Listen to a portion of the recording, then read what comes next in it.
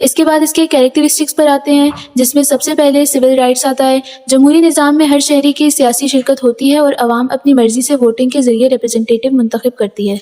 اس کی دوسری کیریکٹرسٹک ہے چینج ان گورنمنٹ، مطلب کوئی بھی گورنمنٹ ایک مخصوص مدت کے لیے حکومت میں ہوتی ہے، اس کے بعد ووٹنگ دوبارہ ہوتی ہے اور ایک مینڈیٹ منتخب ہوتا ہے۔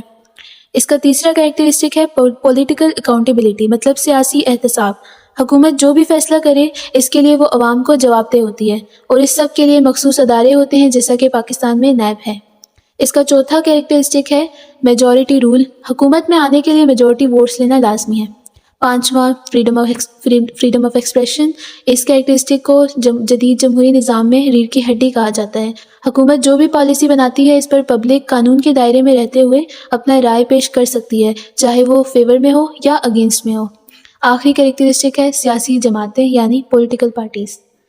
اس کے بعد ہم ڈیموکریسی کے ایڈوانٹیجز پر آتے ہیں، یعنی اس کے میرٹس۔ سب سے پہلے ہے پاپولر گورنمنٹ، جیسا کہ حکومت میجورٹی ووٹ سے حاصل ہوتی ہے ایک جمہوری نظام میں، جس وجہ سے فتنہ و فساد کم ہوتا ہے۔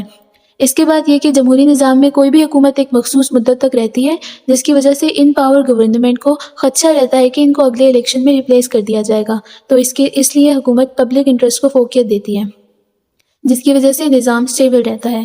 ایک اور فائدہ جمہوری نظام کا یہ بھی ہے کہ اس میں حکومت لمیٹڈ ٹینیور تک رہتی ہے، اور اگر حکومت انکمپیٹنٹ یا نااہل ہو تو اگلے الیکشن میں ایک نئی حکومت لا سکتے ہیں۔ احتساب بھی ایک ایڈوانٹیج ہے، جس میں یہ ہے کہ اگر حکومت نااہل ہو یا غیر قانونی کام میں ملوث ہو یا پھر کرپٹ ہو تو ٹینیور کے ختم ہونے سے پہلے حکومت گرائی جا سکتی ہے۔ اس کے بعد جمہوریت کے ڈیمیرٹس کو ڈسکس کرتے ہیں، جس میں سب سے پہلے ہے انٹریکیٹ سسٹم، جس کا مطلب ہے کہ جمہوری نظام بہت پیچیدہ ہوتا ہے، جو کہ ایک عام آدمی کی سمجھ سے بالاتر ہے۔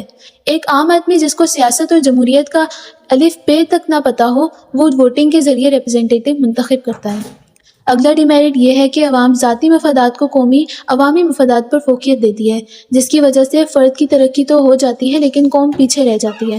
اس کے بعد یہ ہے کہ سیاسی جماعتوں کے آپس کے اختلافات کی وجہ سے حکومت انسٹیبل ہو جاتی ہے اور اکنامک ڈیولپمنٹ کو بھی نقصان پہنچتا ہے۔ اس کے بعد اگلا ڈیمیرٹ ہے میجورٹی رول، کہ جو حکومت آتی ہے وہ کوانٹٹی کی بیس پر آتی ہے، کوالٹی کی بیس پر نہیں۔